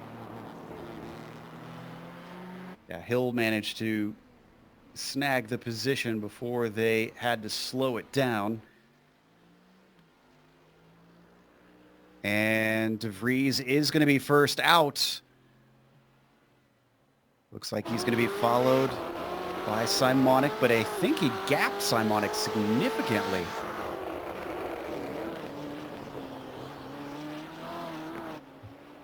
Now he's got to hope he puts a few good turns together here. Oh, got a bit too much curb there, I think. Try and pull a bit of a gap during the Grand Prix, because Kevin Santana is weaving back and forth down the back straight, trying to stop Lionel Duprat from passing him. He wants to be the first into the pits, but it's to no avail. Duprat's going to go alongside and by him anyway. Wonder if Duprat maybe saved a little bit of fuel staying behind if he made it look this easy to sneak through. They slow down through Hohenron. Duprat actually looks like he's starting to gap him already. He ducks to the pits immediately. Yeah, Santana was really trying to break a slipstream down the back straight, Joe. He knew they were both coming in and he wanted to be in the pits first. So if you recall the last lap of the Indy 500, for fans who watched that, he was trying to do what Pagenaud did. You know, weave back and forth down the back straight, make it so the guy in second couldn't make a move. Unfortunately, Santana wasn't successful. Duprat got by and is more than likely going to win this race out of the pits. Well, Duprat had the speed and also your prediction to give him extra encouragement. And he's out first. We're watching from on board one of our further down GTD cars there coming in. These are the leaders coming out. A very long stop for Santana. That's not him behind Duprat there. That's Slavonic. Santana had a very long stop and is all the way back with Scott Corbin. Did he take tires? No, it would have been a lot longer, yeah. 28 seconds in the box for Santana, 22 and change for Duprat. So it's not a penalty. Maybe Duprat has done math here. I don't know how risky that is at a track like this. Santana could have had a little bit of damage. There's only 17 minutes left. Wonder if Kevin maybe took a little bit of extra time because he hit a curb wrong or just clipped the wall somewhere potentially. Trying to see if I could see anything on his car. So Santana loses a spot to Duprat on the track, then to Slavonic in the pits. Yeah, Slavonics came out of nowhere. He could be contending for the win. Oh, I'm sure that's what he would love. The 528 is within range of Duprat. He's about 1.2 seconds back. And it's not just him having to hope for Duprat to make a mistake to get in this thing. He could potentially even have pace to challenge. It's not out of the question. The last of our drivers in the GTD have now come in for their stop. So let's go through the top five in each of our classes, give you the rundown on how things are shaping up here now that the stints are into the finale. Jason Girard is at the top spot, and he is leading commandingly over Scott McGarvey. 16 seconds between those two currently.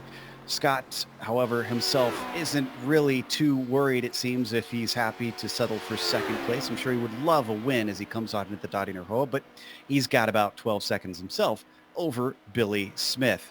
Smith, having started in ninth, considering he didn't get a qualifying lap in, would probably be relatively pleased with a podium finish. He is ahead by a huge margin over Mark Wilson, a minute and a half back to the 323, who is still weaving his way along the mountain. Back and forth, Mark has just been cruising along today, much like what we saw at Road America. Leif Peterson, the last of our prototypes still running. No, I take that back. We got a few that took damage that have gotten back out, but Peterson, the last on the lead lap, potentially. No, I got that wrong again. Sorry. They're still on the lead lap, but last before we get to the next class, which is Bill's, the GTLM. Big intervals in the fastest class, not so much in the slower two classes. De Vries out in front, but he's only got a little bit of a gap, about less than a half second on Alex Simonic. Dennis of Reddick is still within shouting distance, just about just a tick under 2 seconds behind Simonic. He led early. Watching the whole show for the entire time is Stephen McGarvey, who is right there. He's about 4 back. He got hurt in the pit stops. He'll have to hustle up a bit. Then we haven't talked much about the driver in 5th. Matt Quinn having a nice run, comfortably ahead of the next competition. Sam? Yes, prototype things are spread out. GTLM, things are quite close. GTD is in between. It's just right. Lionel Duprat has, I don't know, about a second lead over our new second place driver, Paul Slavonic. Now, these two have ran away a little bit from Kevin Santana, who, for whatever reason, had a long pit stop that sees him all the way back in 3rd position now, ahead of Scott Corbin, who was leading early, but has now faded all the way back to 4th.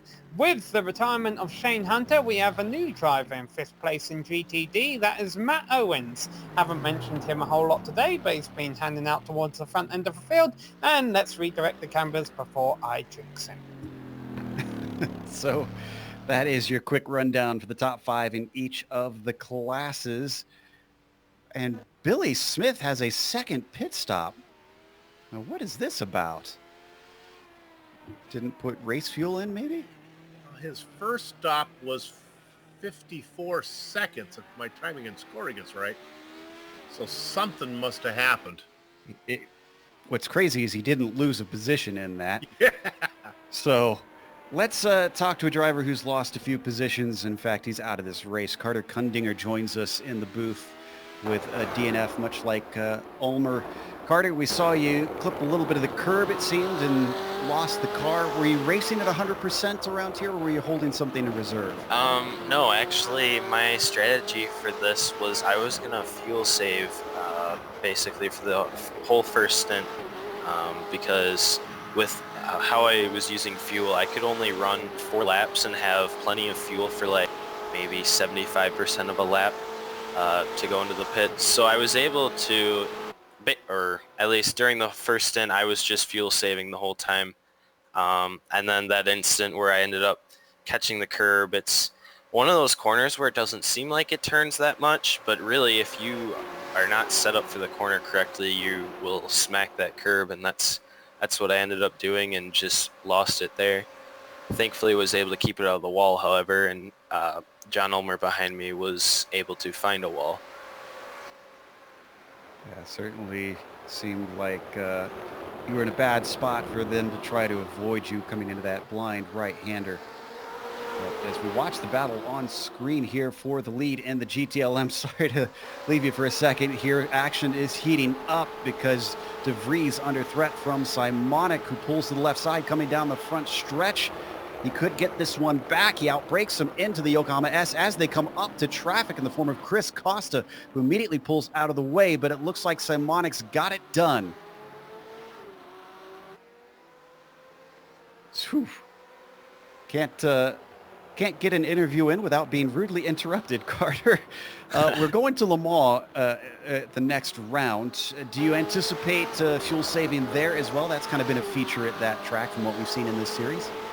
Well, I think thankfully, since I believe it's the longer 2-hour event, I'm sure there will probably be at least a little bit of fuel saving, but I can only imagine that unlike Nürburgring, it'll be a lot less of a difference between one lap, as it's not 7 minutes saved if you save 1 lap of fuel. But yeah, it'll definitely be interesting to see the strategy for the longer endurance event that we have. Commiserations, sir. We would have liked to talk to you in celebration instead, but hopefully Le Mans holds something a little bit better in your future. Carter, Yeah. Carter, before you go, so are you telling me there's a chance that some of these drivers might need to splash and go? Is that what I'm taking off of here? That you had a hard time one stop in this, or did I hear you? Yeah, no, I think this race, with what I was calculating, it should be 9 laps for the HBDs, and like I was about to say in our Discord chat, if I pushed the entire way, I could only do 4 laps per stint, meaning I would have had to take 2 pit stops. So I think fuel definitely could be interesting coming towards the end of this. Yeah. Revelation from Carter Kundinger, who unfortunately has DNF'd out as let Carter go lick his wounds a little bit. 9 minutes left on the clock. We're going to find out pretty soon who saved fuel and who has not. Well, I'm just trying to find any type of reasoning behind Billy Smith's second stop. Maybe the first one was the splash and go. That seems likely. I mean, it certainly is a likely explanation for why he came in another time. You can see still running third place. Yeah, probably saw a decent gap behind him and thought, why not?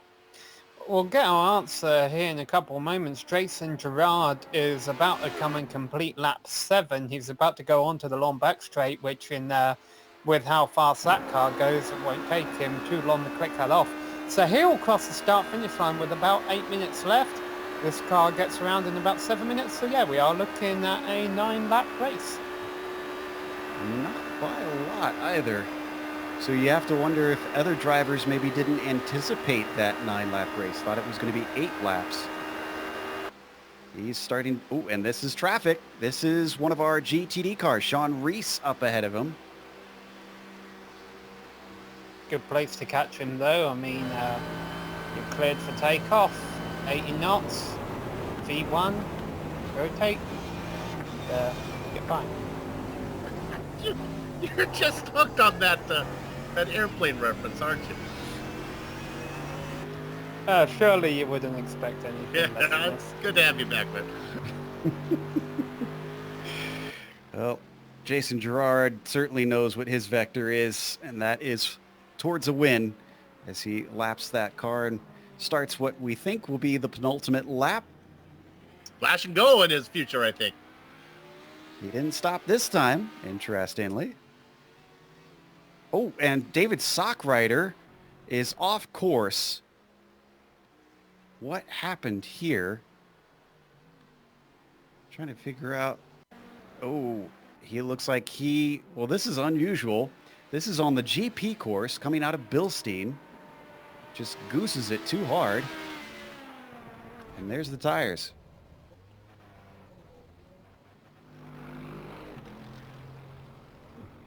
That's why I'd wish that he's on the Grand Prix course, because the pits aren't that far from you there.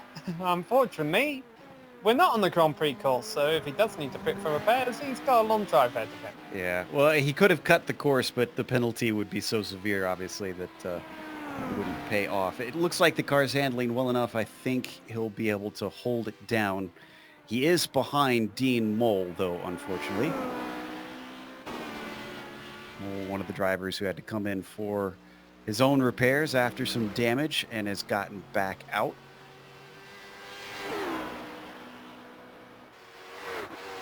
Checking in on the GTD battle for the lead. It's not a battle right now, but definitely do not count Slavonic out. He's there. He's lurking. He hasn't lost time. That's important, though. Slavonic's hovering at that 1.2, 1.3 second gap from Duprat. Might actually be enough to use the draft down the Dottinger Hole. See, where are they right now, actually?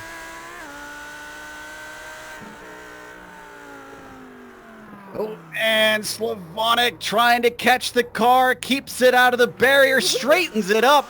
Beautiful save. And he's got enough of a gap back to Santana that he does not lose the position. That's the danger of flying through turbulence. This was in miss, hit, miss.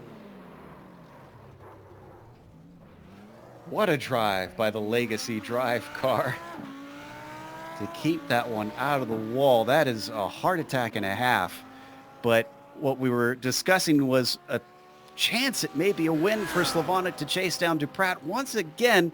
In the dying stages of the race, it slips through his fingers. It happened at Mosport. It happened at Road America. And now here at the Nürburgring, the 528 finds himself just probably banging on the wheel at this point.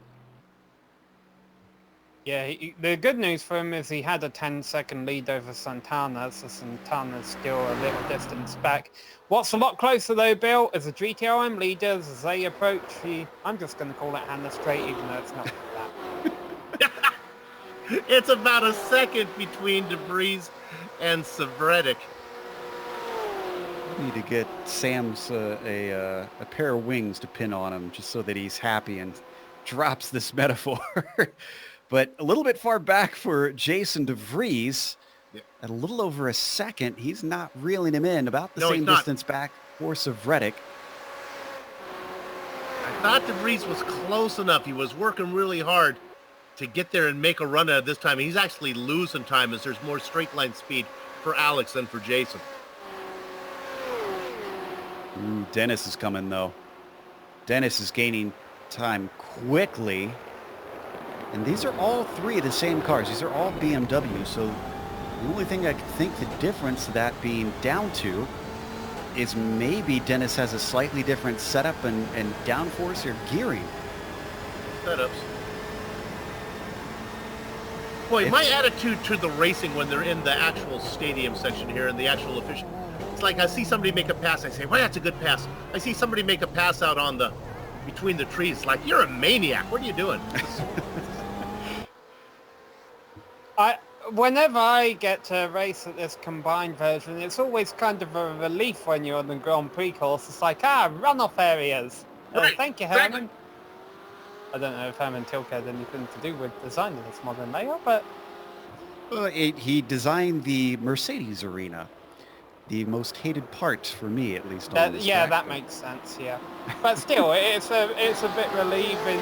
You know, as a driver, I mean, it's fun to do the Nordschleife, but you kind of enjoy this 2-minute break in between each. I completely agree with you. That's exactly how I feel when we've run the VLN series in years past around here. But on board with Jason DeVries looking back at Dennis Savretic, still chasing for that second place. They're now 1.5 seconds behind Simonic. Simonic has had 2 wins out of 6. He's shown up for 5 of those races. Only one he hasn't won. He DNF'd, but that wasn't due to a wreck. It was his own volition that he exited that race. In a minute or two, all the prototype drivers are about to play their cards because Jason Gerard is just working his way around the last part of a lap and he'll be starting the final lap. So who has saved enough fuel to do 5 laps and who needs to come in for a splash and go? Gerard coming towards the Beloff S's at this point. And he dips and rises through here as it weaves its way back and forth, and slowing up into Swallowtail and a huge crest over the left-hander. His gap back to McGarvey is up to 20 seconds. Well, Carter Kundinger didn't have nearly the pace that Gerard is showing. So just based on pace alone, if Kundinger was having trouble doing it on a one stop, you got to figure that Gerard is, but maybe Gerard is just really, really smooth. Speaking of not being smooth, Paul Slavonic has had another moment because he is in 3rd place now. Kevin Santana is back up into 2nd. Sometime earlier this lap, Slavonic's made an error. We'll try and find out. And he's got damage on the front, so he definitely made contact with something. Paul Slavonic losing focus at the end of this race, apparently. Well, Sam tries to look for that. I can report that Jason Gerard's coming up to the pit entry. Let's see if he comes in. He's going to stay out. Gerard thinks he's got enough. White flag is out with 45 seconds left. Boy, these guys know how to calculate. Yeah, that is 45 seconds on a normal track would not seem like much, but around here, that is tight. McGarvey's not going to pit. And we've got a long ways back to Billy Smith, who we know is good to go. Yep. Paul Slavonic's mistake has cost him 2nd place. Happened at the carousel last lap. As he transitioned off of a bank in, he still had some wheel in it. Spun off to the left and nosed into the wall. So could be a third place. It depends on how much pace is in that Audi. He's got Scott Corbin about 2 seconds behind him. Lionel Duprat has a 16-second lead on Kevin Santana. Lionel's going to bring this baby home. Now, I'm trying to check to see the stats real quick to see if Lionel's got a win yet this season. I don't know if he's got a win ever, does he? Yeah, I didn't think so either. He has a 4th as his best finish twice, once at Sebring and once at Road America. Otherwise, he usually doesn't finish within the top 10. I'm assuming he had a lot of DNFs for those. Now, he's not out of the woods. He's still got to finish this race. In fact, unless he's going to get lapped here. Where is Gerard in comparison to him? Nothing bad happens when you go into the woods. That's something I'm just going to put out there in the air, see if anybody picks it up. If anyone ever wanted to create a careers stat list, the commentators would appreciate that. It would be nice if we could check that in and see if this is his first win or not. I'm going to just use my noggin and say this will be Duprat's first win. You know who will know? Lionel Duprat. I'm sure he'll let us know. Yeah, well, I have to ask him if he comes in for an interview. Meanwhile, we've jumped back to the lead of the GTLMs. De Vries has cut it down to 1.1 seconds up to Simonic, and he's shaken Savretic, who's back to 9/10 behind.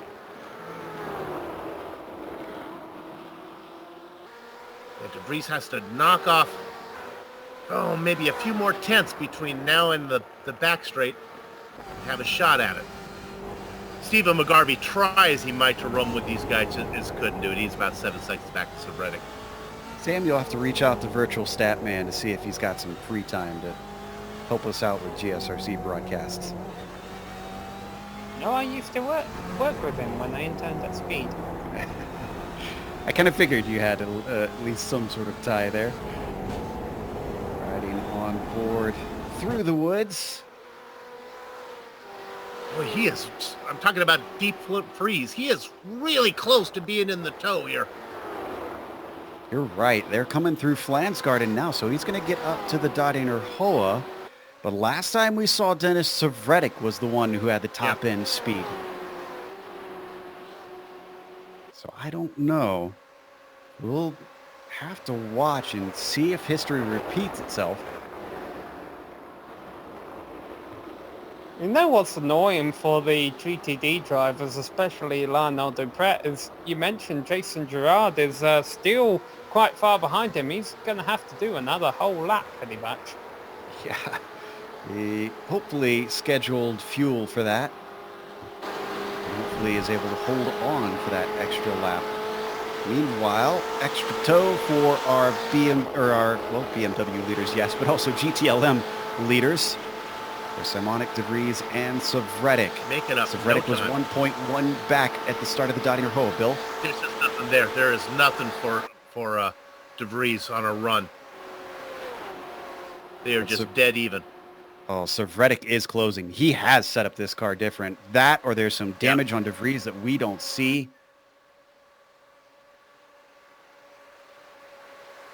I'm looking to see. There might be a little scrape, but man, I'd be shocked if it was costing him that much. Savretic chopped it off by about half a second. Simonic made a bit of a mistake there on that last corner, so he picked up about 2/10, did De Vries. Let's go back to Quinn and Hill in this same class, because these two have definitely swapped positions along this straight before. They're going to do it again. Hill, you see in the Ford, the Ferrari belonging to Quinn. And he stalls out, unfortunately. Hill discovering one of the downsides to the length of the Dodinger Hoa. He got the draft, he got the pace, and then suddenly he hit a wall of air. He's able to just sneak in front of him in time. Dave Hill into the top 5.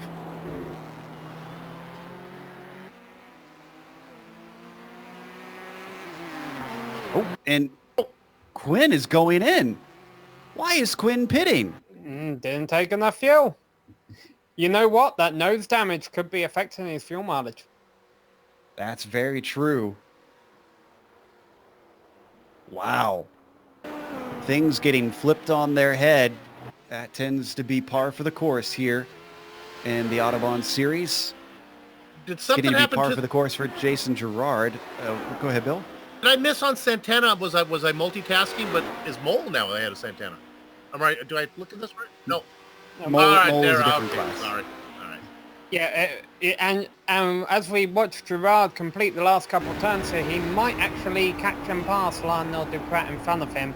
Even if he doesn't, Duprat hasn't been lapped and Kevin Santana has, so that would solidify the win for Lionel Duprat. He wouldn't have to finish the final lap. Question is Lionel aware enough to know that that car is back there, and does he really not want to do an extra lap?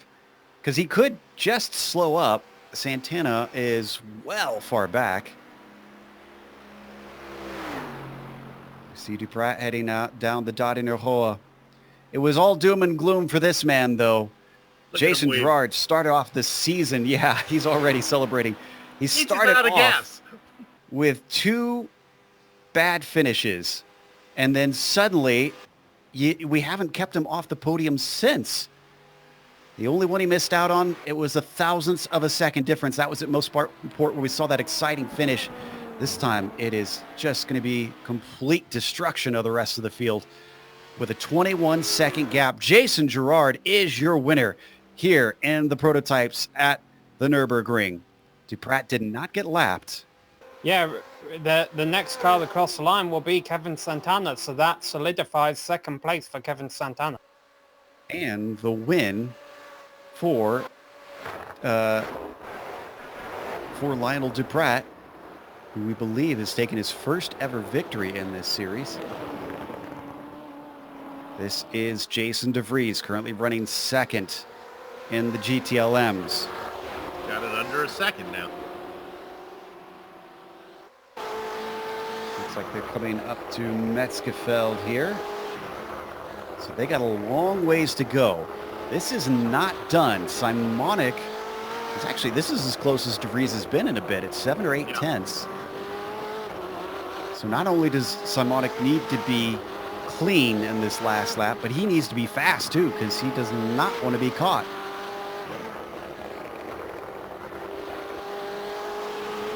You know, the dimensions of this racetrack kind of makes that 20-second lead win by Gerard. It distorts it. I mean, 20 seconds is 20 seconds, whether it's the, you know, it's a large track or a little track. That's impressive. Yeah, it certainly doesn't get the same perspective as if you were at some place like Lime Rock Park. Right. Coming up towards the Lauda Kink and into Bergwerks. De Vries still holding station at about the same distance back from Simonic. De Vries rocking the number 1 on the hood of that car. He was not the champion in this class, but in what was at the time LMP1's last season. But Deep Freeze looking to add yet another class to his trophy case. Deep Freeze might want to turn on the anti-ice. Well, I don't think he needs to, because he's got it down to 0.6 of a second. He's starting to gain on Simonic. Must have had a great run out of Bergwerks. Okay, so he's left Savretic behind. I wonder if Savretic is also close on fuel.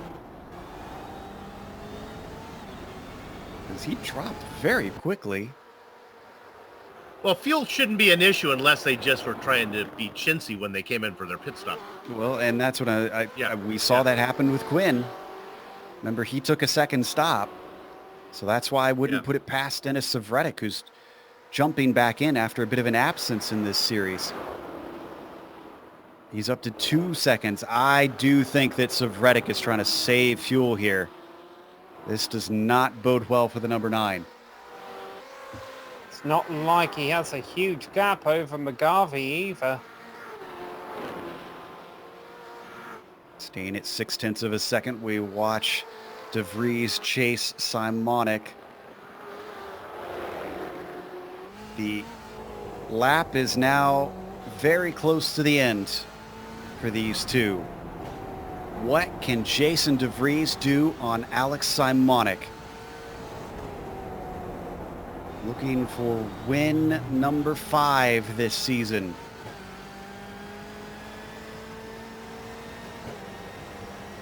In fact, has Jason DeVries won any yet this season? Double checking to see. He had a second place in Atlanta, a second place at Mosport, but no, he has not won yet this season.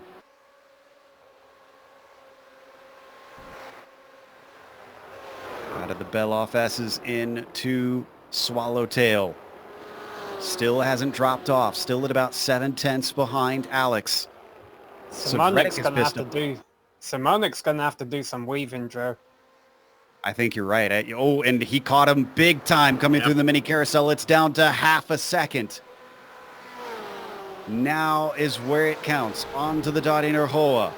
Jason DeVries right in the tire tracks of the number 250. We ride from above, watching to see how quickly he can gain. It's down to 0.3 of a second. He's getting closer. 0.2 now. Weaving now. Simonik trying to see if he can salvage something out of this. But he is a sitting duck as Deep Freeze moves to the left side of him. He is ahead, but can he get clear? We saw last time that cars seemed to stall out as they got farther. Oh, they almost make contact through Antonius Beach. Alex Simonik holds it together. He's looking to try and get to the inside of him. Now he gets covered off as Jason DeVries takes to the racing line. Breaks deep into the corner, gets into the back of him, gives him a little bit of a shove, but it doesn't look like it's going to be enough because Jason DeVries comes off the final quarter and to the line and takes the win here at the Nürburgring. Little rattling of cages there, but that was all fair. Great racing for the win there, and well done, Jason DeVries, to finally pull that off. Jason Girard has won Prototype. Jason DeVries has won GTOM. Lionel Duprat has, for all intents and purposes, won GTD. He could pull off to the side of the track right now and still be accredited with the Golden Trophy. However, that's not what he wants to do. He wants to bring this Mercedes home, the first car across the finish line to get that trophy, and say he beat the rest of his competition by a whole lap.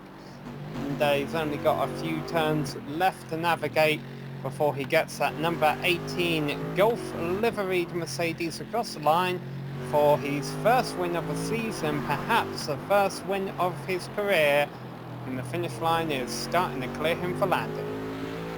Bill, I remember to the early years of our coverage here in Autobahn when Duprat was still running the prototypes, the HPDs, and would finish a lap down, 2 laps down. Generally would not see him in contention for wins. And it's so satisfying to see this develop here today, to see him get the opportunity to not only spray the champagne, but stand on the top step of the podium. Yeah, his lack of pace made him a perfect driver to race for Mama Jean Racing, and he did that for a few seasons. So, Mama Jean, if you're watching, you graduated somebody off to a win. Good job, honey. Gonna put a lap here on Art Peck as he slides out of the banking. Maybe celebrating a little bit too early there. Peck lets him through.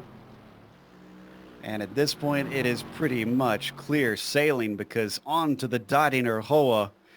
We saw Jason Girard weave a little bit in celebration. Come on, Lionel. You got no threat from behind. Give us a little bit of joy out on track. He's just going to run a straight line. Straight and narrow for Lionel. That's okay. That's little. That's all we want out of him. Car getting up to 165 miles an hour. Comes over the crest and down the hill, past the castle. Then you start to slow it up into Tiergarten and into Hohenraden. The number 18, if we are correct, and has not taken a victory yet, has been waiting a long, long time for this one. Lionel Duprat takes the win in the GTD class here at the ring. There's the weave-in celebration. Nicely done, Lionel. We're going to take a quick break here on the Global Sim Racing Channel. We'll come back after this with the unofficial results as well as driver interviews. Stick around because on screen you're going to see all the upcoming races here on the GSRC.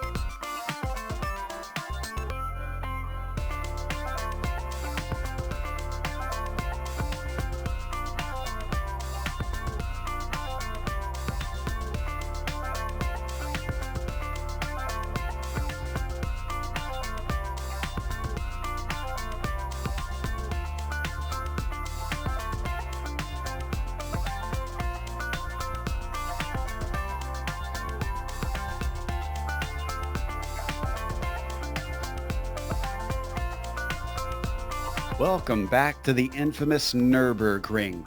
Round 7 here in the Autobahn Sportscar Challenge saw Jason Gerard take another victory here, a 5th podium in a row for him, and it was by a whopping 23 seconds over Scott McGarvey.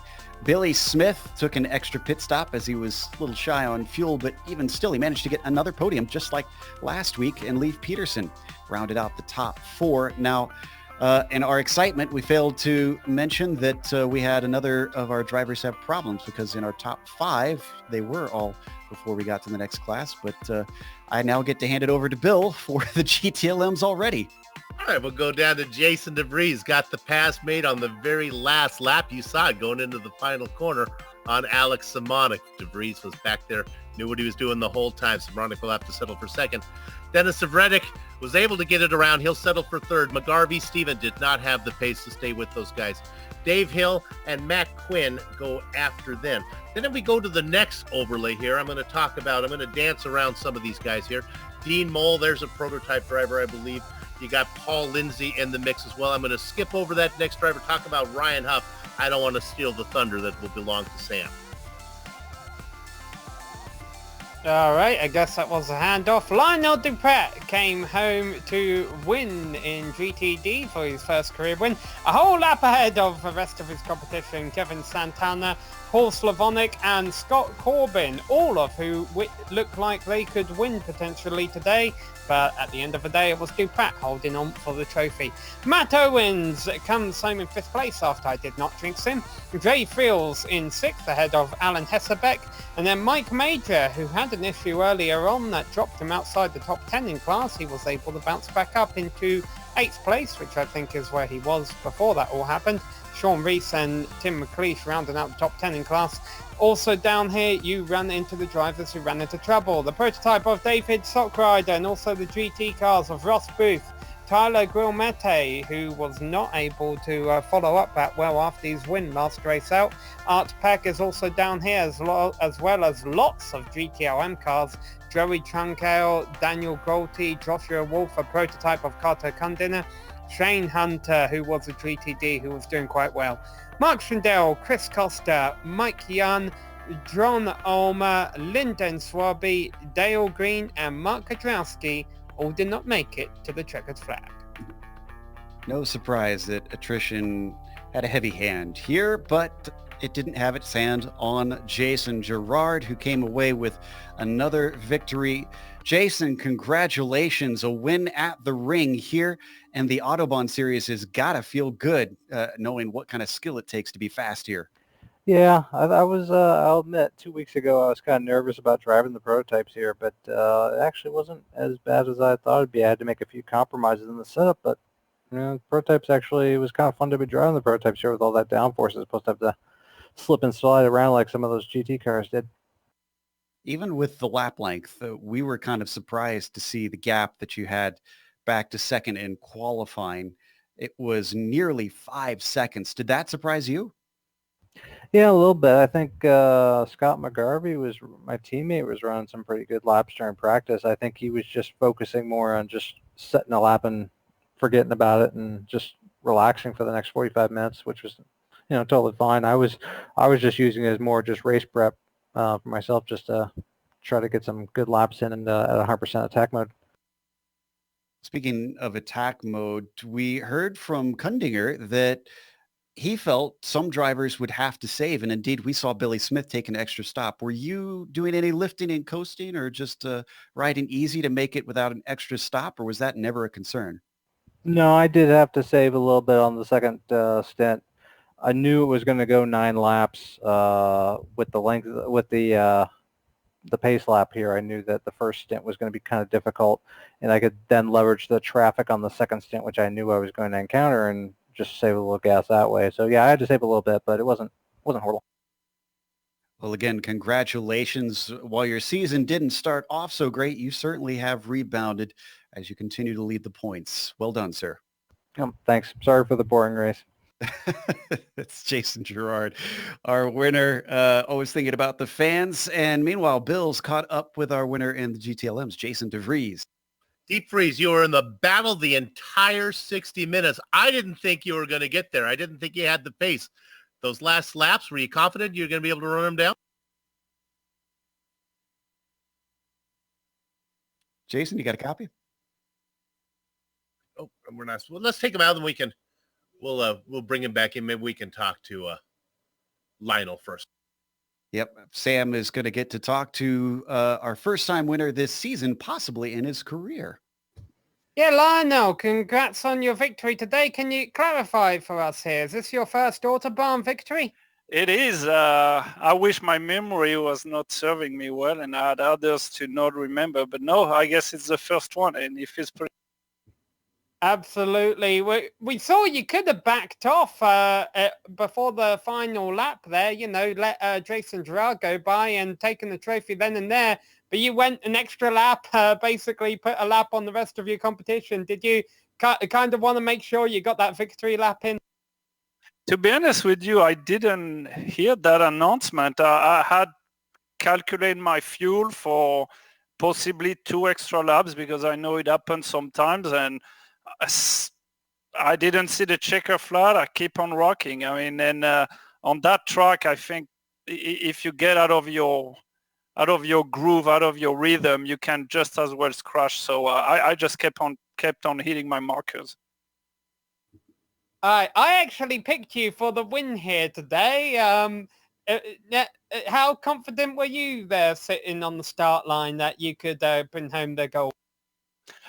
On the start line, to be honest, not that confident. I knew I was surrounded by fast people. I knew also that it would be a very long way to the start of the old track. Once on the old track, I love that place. I actually drove there one time in real life last June, and I was confident I could do something on the old track. But hey, it happened pretty good. There was some space. I stayed behind Scott and Kevin. That I think Scott got in some kind of trouble in the second or third lap, maybe second lap, and then I stayed behind Kevin. I was very surprised to catch him just before the pit stop, but I did. I usually back off. I went for it, and then I don't know what happened in the pit stop. He came back super far back. Now, what's his name? Paul came right back behind me. I don't know how he gained 7 or 8 seconds in the pit stop, but he sure did. And I knew I had to do it all over again at the beginning of the second stint. Try to keep my foot in, hit my markers. There was some portion of the track he was quicker than me, but I knew there was others I was quicker, so I was trying to manage the gap. And then at some point it disappeared. I started to breathe a little bit, but that was after probably 50 minutes of heavy sweating. So what car did you take onto the old track in real life? I don't think that's going to make anybody go too excited. I just went to the rental place in Frankfurt, took a 1.4 liter Ford rental car with a shift stick and I think wheels that were as big as on a trailer, on a small trailer, and I took that on the track and it was a serious blast. Don't tell Hertz though. Yeah, I'm going to say, the rental company, did they know? I take it not. All right, well, hey, Lionel, they always say the first win is the hardest. Best of luck next time out at Le Mans. Thank you very much. Thank you, guys. This one feels very special. Thank you. That was Lionel Duprat. It should feel special, even though it's a German track. It's in the Eifel Mountains, which is kind of close to France. But Jason de Vries has finally got things sorted out. Bill's ready to talk to him about his victory. Jason, congratulations on the win. I didn't think you were going to get there. Were you worried you couldn't run him down at the end? Hey, Bill. Thanks, Ben. I made a decision with 2 to go that I had a chance to win it. I just had to push myself to put the laps together, and all I had to do was just get there, and I could have had a shot. So it was just more mental than anything. Alex drove a really good race. He made a couple of mistakes, but it was really good pushing myself that hard for the full race. I mean, I was exhausted after practice, for crying out loud. This is a very, very tiring track, but it was a ton of fun. I wish I could do it again soon. When did you know you could close the door? When did you know you had him clear? Does the spotter tell you? Did you believe him? How did that work? There was a little bit of netcode contact right when we got under the bridge, and when I knew that happened, that was I figured, it's the win, and it's not Spa, so just go for it, and if it works, I win, and if it doesn't, it's the second coming of Spa, and I was okay with either outcome. It was exciting for sure. Hey, congratulations. Nice job. It was fun to watch it battle the whole way, man. It was fun. Thanks, guys. Really appreciate it. Catch you all in a month. All right, Jason de Vries, your winner today.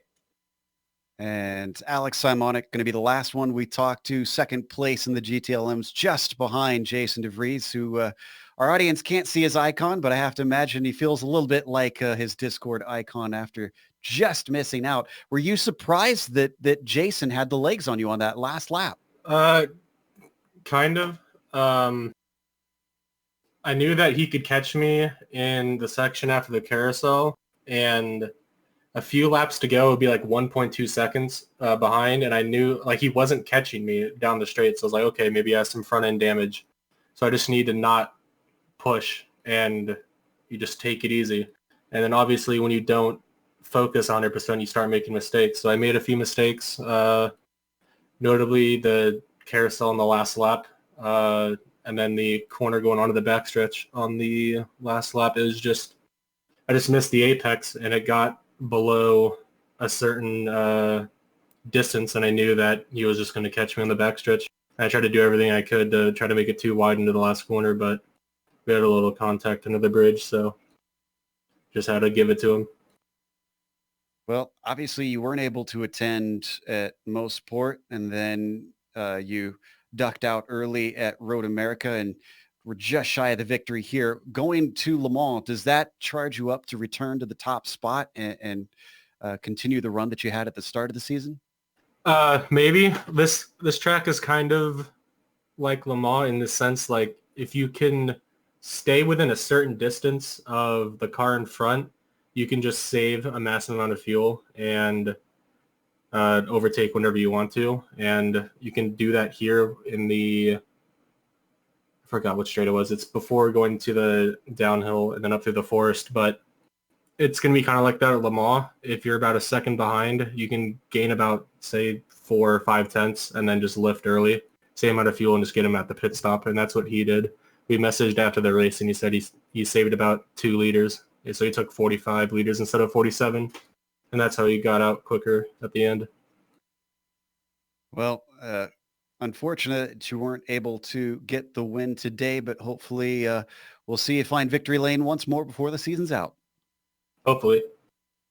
As Alex Simonic, who took second in the GTLMs. Then with that, we are going to close up today and thank a few people before we go.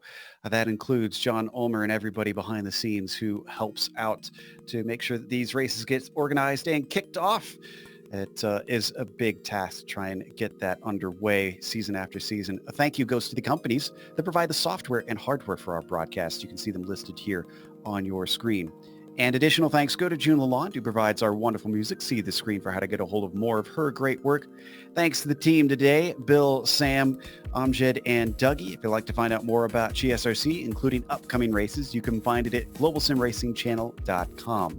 We're also on social media. Twitter is at GSR Channel, Facebook is Global Sim Racing Channel, and Instagram is GSRC_Graham. If you head on over to our YouTube page, make sure and hit that big red subscribe button so that you don't miss a moment here on the GSRC.